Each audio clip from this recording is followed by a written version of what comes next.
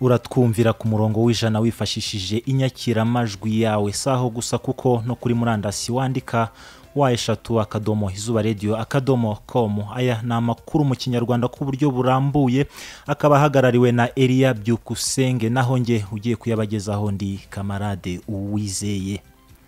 Mu rwego rwo kurushaho gukomeza kwibohora, abanyarwanda barasabwa gusigasira ibikorwa remezo byagezweho, naho abahinzi b'urutoki muri Murama ngo baracyahangayikishijwe n'indwara ya kirabiranya. Hanze y'u Rwanda, impunzi z'abarundi zigera kuri 48 zamaze gutahuka. Muri Kenya, umugabo yajyanye mu nkiko ikigo gishinzwe ubuziranenge nyuma yoko akoresheje agakingirizo kagacika. Izo zari ingingo, mukanya turagaruka n'amakuru ku buryo burambuye.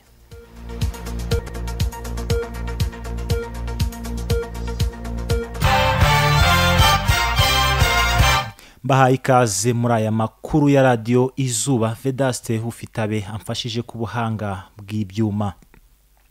Abanyarwanda barasabwa gukomeza kwita ku bikorwa remezo bimaze kuboneka hirya no hino mu gihugu mu rwego rwo kurushaho kwibohora, bakorana bya hafi n'ingabo z'u Rwanda. Ibi byatangajwe kuri uyu wa gatatu na nyakubahwa Perezida wa Repubulika y'u Rwanda Paul Kagame mu butumwa bujyanye n'uyu munsi wo kwibohora yageneye abanyarwanda, akaba yabuvugiye mu karere ka Muhanga, aho by'umwihariko yifatanyije n'abaturage baho kwizihiza umunsi wo kwibohora ku nshuro ya 24. Reka tumwumve. Ibisigaye rero ni ugukomeza ibikorwa remezo twabonye, amazu y'amazi, iby'ubuhinzi n'ubworozi, imihanda n'ibindi. Tukabikomeza dufatanyije hagati y'abaturage bacu, hagati y'ingabo bwacu no hagati y'ingabo n'abaturage twese hamwe. Uwo ni umukuru w'igihugu Paul Kagame. Tukiri mu makuru ajyanye n'uyu munsi, mu gihe kuri wa gatatu hizihizwa umunsi wo kwibohora, bamwe mu baturage batuye akarere ka Ngoma barishimira ko imyaka 20 ishize igihugu kibohowe bateye imbere muri byinshi, gusa ngo banasanga hari ibindi bitaragerwaho byagakwiye kuba bitakiranga umunyarwanda wibohoye.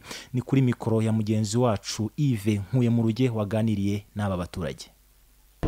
Abaturage twibohoye gukurikiza amabwiriza baduha, icyo cyatumye tugera ku ntambwe. Ubu dufite amatungo turoroye, dufite imirima turahinga kijyambere, wareba ugasanga igihugu kimeze neza kubera ibihingwa dufite n'amatungo adufasha kugira ngo abana bacu bamererwe neza. Ikintu tutaribohoraho cyane cyane ikintu byo bita ihohotera mu ngo zubatswe, birakomeye cyane, birakomeye n'urugamba ruhari.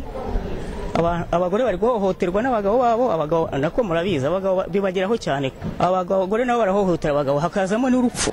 Ariko usanga hanini hano mu karere ka Ngoma urubyiruko rwaho ibintu bijyanye no gukora iyi mirimo nk'ingiyi yo mu mihanda na hepfo barimo bakora y'ingufu, ubona ko batabikunda, ubona ko bakunda imirimo yindi wenda yo kuba bameze neza, bisize igikotori nyinshi, puderi nkeya.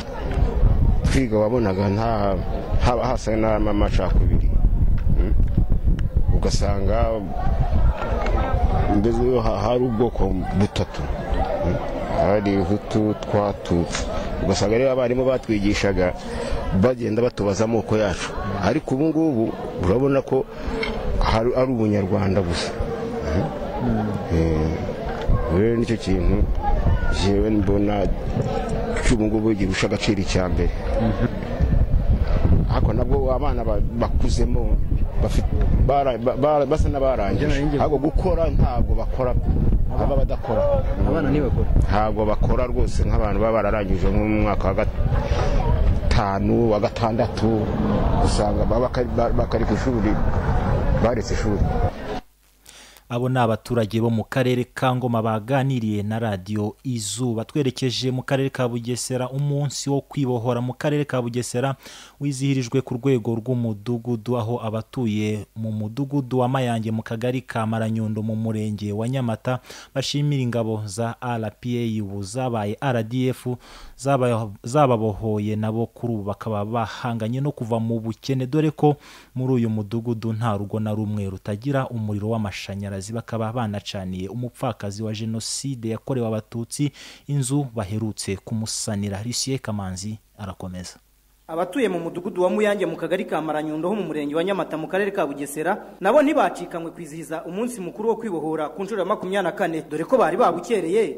Ahanini abo twaganiriye bose bashimaga ingabo za RPA zababohoye, ubu ni ingabo z'igihugu RDF. Aba baturage basoza ibi birori byo kwibohora ku nshuro ya 24 banashyikirije inzu bubakiye umubyeyi Nyirarukundo Jeannette, akaba yarayisaniwe n'abakorera mu gakiriro ka Bugesera barangajwe imbere na Bwana Bizimana Aphrodis. Uyu mubyeyi akaba ashima igikorwa bamukoreye, dore ko yarabayeho asembera. Kubera ko nyine nta bushobozi nari mfite bwo kuba nayikorera, ubwo nyine rero abantu ko bagiye kwibuka bakantekerezaho, ubwo nyine bemera kumfasha ko bankoreye ikintu cyiza. Nge ku bwanjye mbona ntari kuzashobora. Nyine iyi nzu bari basigaye banyitongo ni nge nyakatsi isigaye, akorana ko ari inzu bose baza kureba ko ari inzu nziza, nkaba nabihuza nanjye ko nari merewe nabi cyane. Tuganira n'uhagarariye abakorera mu gakiriro ka Bugesera gaherereye mu mudugudu wa Muyange akagari ka Maranyundo mu murenge wa Nyamata, Bwana Bizimana Aphrodis yabwiye radiyo Izuba uburyo iki gitekerezo cyo kubakira Nyirarukundo cyaje, dore ko yarabayeho asembera. Aranagaruka ku mpamvu babihuza n'uyu munsi wo kwibohora. Ndaza nsura iyo nzu ndayireba, kuko usanga iyo nzu nta muryango igira, nta gacanga gateho, nta sima irimo. Mbona nabyo biri muri bimwe bishobora gukomeza kumutera ibikomere. Genda nganira n'abantu dukorana mu gakiriro, babwira ko ikibazo gikona kuko uwo muntu akenewe ubufasha. Impamvu rero twabihuje n'umunsi wo kwibohoza, habeho iminsi 100 yo kwibuka abacu bazize jenoside yakorewe abatutsi. Iyo minsi 100 iyo tuyibaze dusanga irangira ku itariki 4 z'ukwa 7.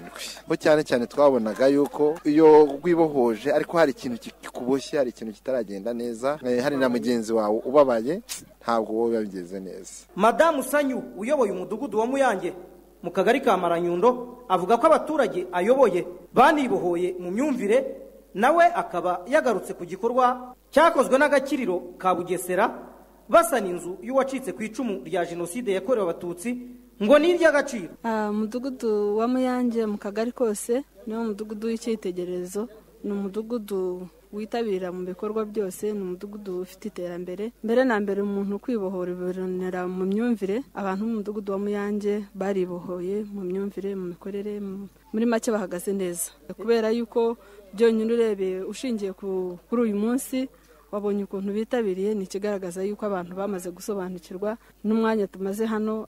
Mu by'ukuri abantu barasobanukiwe, barabohotse muri bo, bagashobora kubakira Nyirarukundo. Tubifata nk'iby'agaciro cyane kuri twe, kubera yuko twari tubifite mu bitekerezo nk'umudugudu wa Muyange, ariko agakiriro karadutanze kubikora. Turashima Imana rero ko agakiriro kahabaye. Umunyamabanga nshingwabikorwa w'umurenge wa Nyamata mu karere ka Bugesera ni Bwana Mushenyi Innocent ati igihugu cyaranzwe n'imiyoborere mibi, abantu batanze ubuzima bwabo, ngo igisigaye no kurwana n'ubukene bashyize hamwe. Igihugu cyageze habi, kigira imiyoborere mibi imbere, ariko ubu ngubu nk'uko mubizi urugamba rwo kubora igihugu rwagiye rugira ibitambo byinshi. Abantu bafashe intwaro, bamwe babura ubuzima, batababyeyi, batingo. Natwe rero tukavuga ngo ahasigaye ni ahacu kugira ngo turwane n'ubukene, kuko ubu nicyo kibazo turaje ishinga nk'abayobozi, kugira ngo twese dufatanyirize hamwe dukomeze duhashye ubukene. Nicyo bishatse kuvuga. Uyu munsi wo kwibohora ku nshuro ya 24 mu Rwanda usanga abantu bose bavuga ubutwari bw'abasirikare bitanze, ariko hari n'abandi banyarwanda batanze umusanzu ukomeye nubwo batagiye ku rugamba rw'amasasu hagati y'igihumbi 1990 n'igihumbi 1994. Bateye imbaraga abarwanyi ndetse batanga ibyo bashoboye byose kugira ngo urugamba rugende neza. Lucien Kamanzi, radiyo Izuba, Maranyundo mu karere ka Bugesera. Arakoze cyane Lucien Kamanzi. Aya makuru tuyakomereze kuri iyi ngiyi ivuga ko abatojwe umwuga wo gukora irondo ry'umwuga bo mu murenge wa Murama mu karere ka Ngoma basabwa kutitwaza impuzankano bafite ngo bakore ibikorwa byo guhohotera abaturage, kahubwo bagomba kubikora mu nyungu z'abaturage. Ibi babisabwe n'umunyamabanga nshingwabikorwa w'uyu murenge mu gikorwa cyo gutangiza irondo ry'umwuga muri Murama. Ni inkuru ya Aloys de Gonzague Ntwari.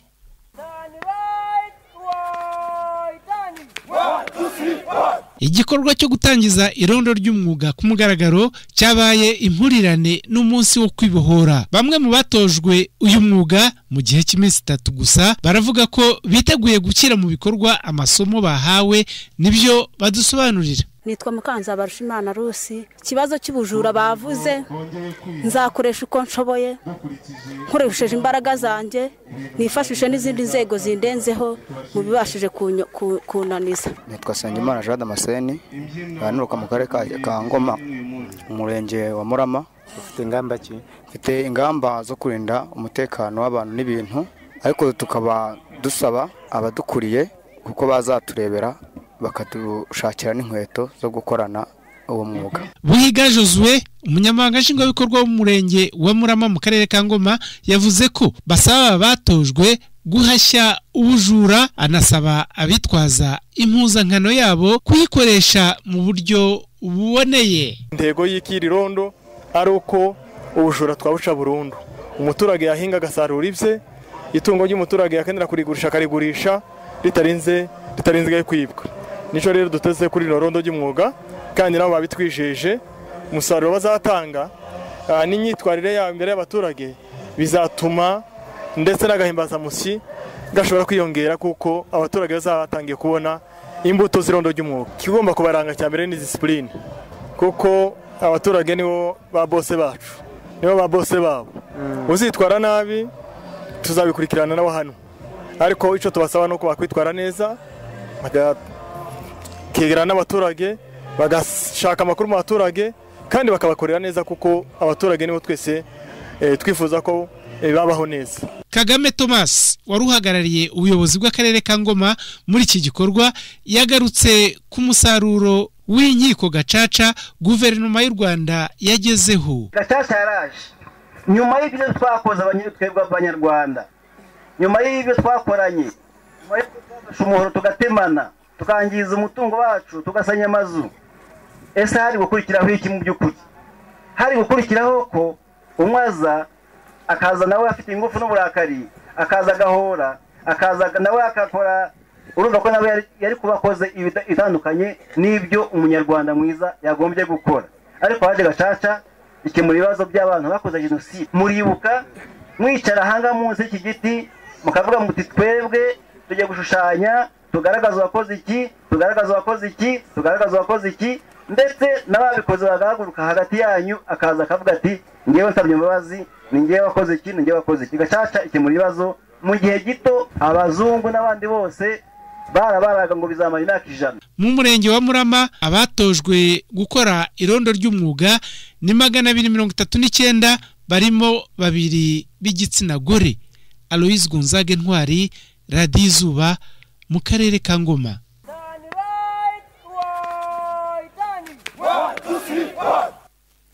Arakoze cyane Aloys de Gonzague Ntwari kuri iyo nkuru. Abahinzi b'urutoki mu murenge wa Murama ho mu karere ka Kayonza baravuga ko uburyo bigishijwe bwo kurwanya indwara ya kirabiranya udatanga umusaruro, ngo kuko ntibibuza urutoki rwabo gukomeza kwibasirwa n'iyi ndwara, kandi baba barabikoze neza nk'uko babyigishijwe na RAB. Gusa ubuyobozi bw'iki kigo cy'igihugu gishinzwe ubuhinzi n'ubworozi RAB bwo burashinja abahinzi kudakurikiza amabwiriza yose bahawe yo kurwanya kirabiranya, ngo akaba ariyo mpamvu kugeza ubu idacika. Elia Byukusenge. Kirabiranya ni indwara imaze imyaka myinshi izengereza abahinzi b'urutoki mu bice bitandukanye by'igihugu.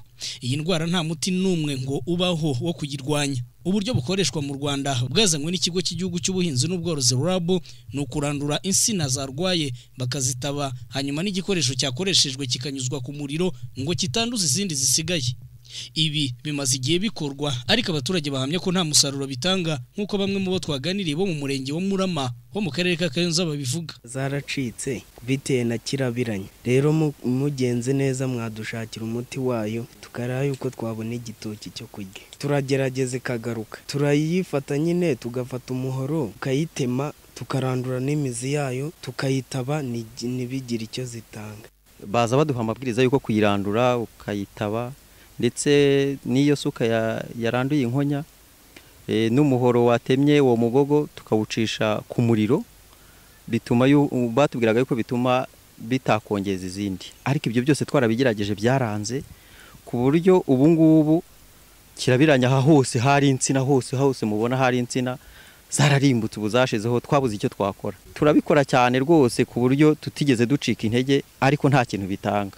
Aba bahinzi b'urutoki bifuza ko hashakwa umuti wica mikrobe itera kirabiranya, ngo kuko ubundi buryo bufatwa nk'ubwa gakondo nta musaruro butanga. Mbese icyo nabisabira nk'umuhinzi, mwadukorera ubuvugizi kugira ngo wenda tubone umuti twatera muri izo tsina nkeya dusigaranye, ku buryo wenda byahagarara. Sendege Norbert uhagarariye ikigo cy'ubuhinzi n'ubworozi RAB mu ntara y'Uburasirazuba avuga ko ubu buryo bwo kurandura insina zarwaye butanga umusaruro, ahubwo agashinja abaturage kubikora nabi. Niyo insina irwaye ukayivanaho ukanayitaba, no kuvuga nta kintu na kimwe kitakagombye gusigara, kugira ngo hatagira ikintu gisigara, yaba iyo nsina uwo mutumba uriho urwaye, yaba n'iyo nsina irwaye bibe byasigara mu butaka. Iyo umuntu abitabye rero ni kuvuga ko bwa burwayi bwose buba bwagiye hasi mu butaka. Ubwo rero kuba ari bya bidatanga umusaruro, niba babikora neza bakayirandura bakanayigaba, nta buryo bitatanga umusaruro. Naho kuba haboneka umuti uterwa mu nsina, ngo ibi ntibishoboka kuko uyu muti ntubaho. Kuri kirabiranya nta wundi muti wo kurwanya ibyamaze gufatwa cyangwa se no kwirinda guhererekanya insina ziva aharwaye zijya ahatarwaye. Iyo ibyo byubahirijwe, uwo nguwo ni wo muti rwose nyawo. Niba koko nta muti ubaho wavura indwara ya kirabiranya, kandi n'uburyo abaturage bigishijwe bwo kuyirwanya bukaba budatanga umusaruro nubwo RAB yo itabyemera, cyaba ari ikibazo gikomeye ku bahinzi b'urutoki, na cyane ko muri iyi ntara y'Uburasirazuba ahagana mu majyepfo yayo aricyo gihingwa nyamukuru cyari kibatunze ku bwinshi.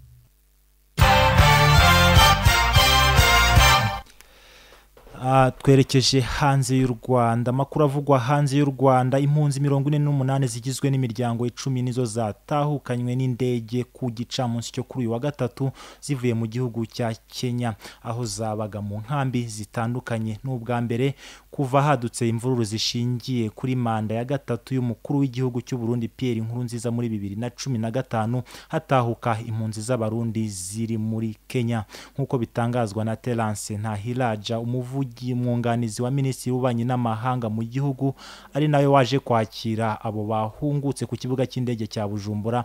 Muri iyi minsi ya vuba hagiye hatahuka impunzi zirenga 180.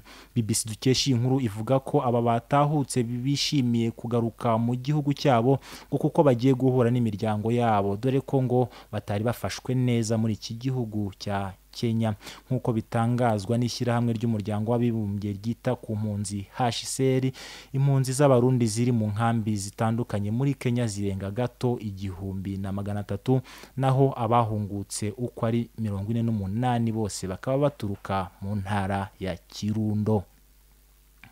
Naho muri Kenya, umugabo utatangajwe amazina yajyanye mu nkiko ibiro bishinzwe ubuziranenge KBS ndetse na farumasi yitwa Beta Healthcare, nyuma yuko akoresheje agakingirizo kakamucikiraho bikamuviramo kwandura indwara zandurira mu mibonano mpuzabitsina. Uyu mugabo wakoresheje agakingirizo kitwa Zoom condom avuga ko nyuma yuko kamucikiyeho yanduye indwara zandurira mu mibonano mpuzabitsina, ndetse nawe akayanduza umugore we, bityo bigatuma banatandukana. Nk'uko ikinyamakuru The Star cyabyanditse, uyu mugabo afite ubwoba ko ashobora no kuba yaranduye agakoko gatera sida. Akaba yavuze ko Beta Healthcare KBS n'ikigo gishinzwe imisoro n'amahoro byemera ko udukingirizo twa Zoom twinjira mu gihugu kandi tutujuje ubuziranenge. Mu Kwakira 2014 nibwo uyu mugabo yahuye n'ibi bibazo, ndetse nyuma yuko umugore we amutaye ngo akaba yaratangiye kwiyahuza inzoga, bityo bikamuviramo no kwirukanwa ku kazi. Ni naha nshuti bakunzi ba Radio Izuba dusoreje aya makuru, gusa mbere yuko nsohoka muri studio ndabibutsa ingingo z'ingenzi yibanzeho. mu rwego rwo kurushaho gukomeza kwibohora abanyarwanda barasabwa gusigasira ibikorwa remezo byagezweho. Naho twababwiye ko abahinzi b'urutoki muri Murama ngo baracyahangayikishijwe n'indwara ya kirabiranya. Hanze y'u Rwanda impunzi z'abarundi zigera kuri 48 kugeza ubu zamaze gutahuka ziva mu gihugu cya Kenya. Munyemerere mbashimire mwe twabanye muri aya makuru yarahagarariwe na Elia Byukusenge, shimira n'abanyamakuru bayagizemo uruhare ndetse na Vedaste Ufitabe wamfashije ku buhanga bw'ibyuma. Nge wumva kuri mikoro nitwa Kamarade Uwizeye. Mukomeze hagataho muryoherwe n'ibiganiro Radio Izuba yabateguriye.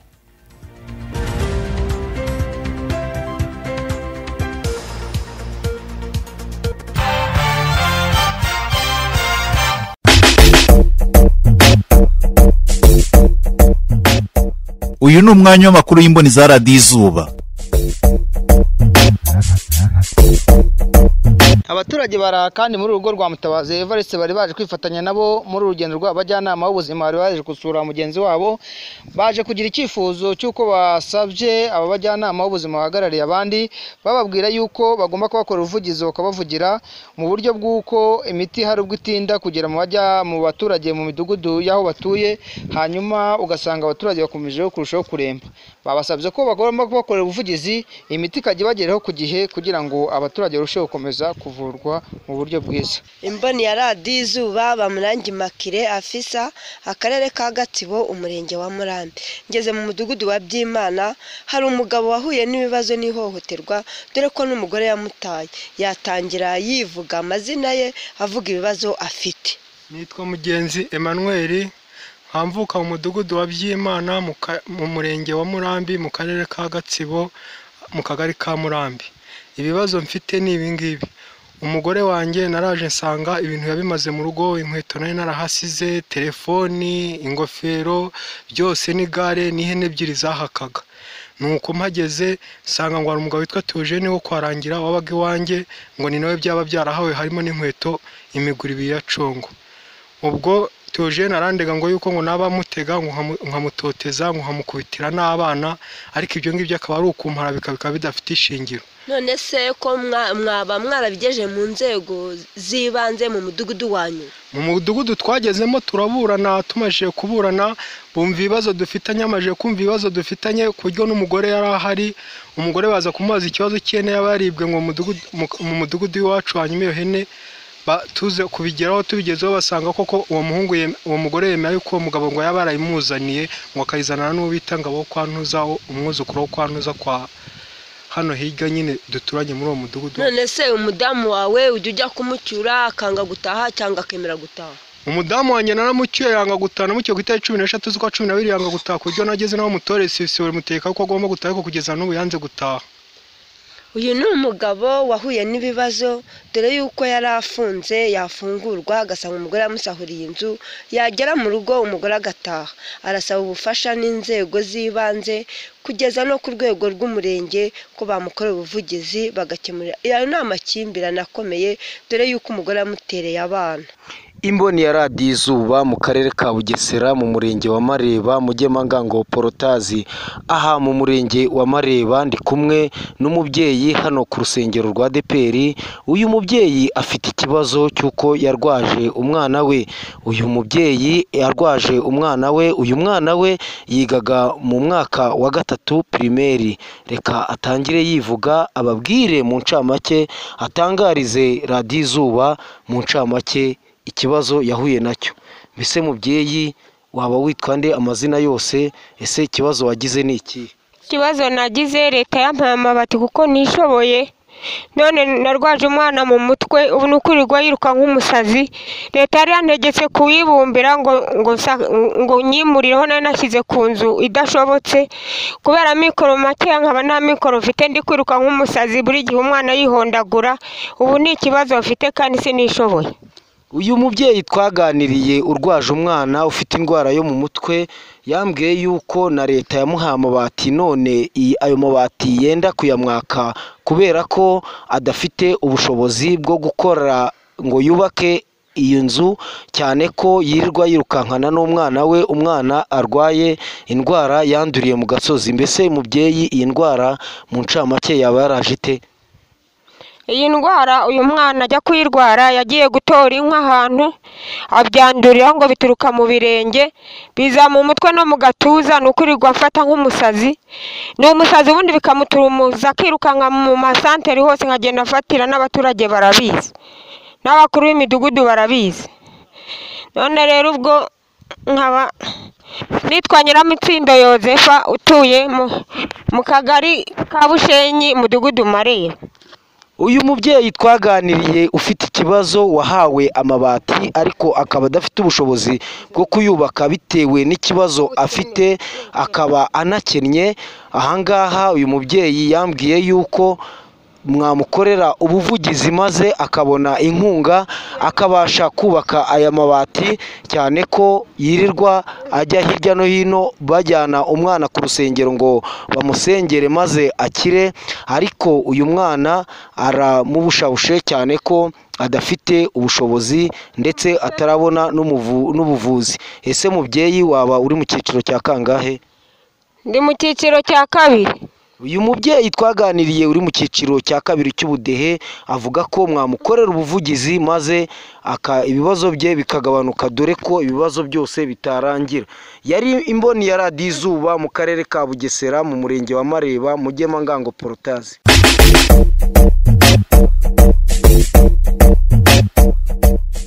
Mwumvaga amakuru y'imboni za radiyo Izuba ziri hirya no hino mu mirenge itandukanye.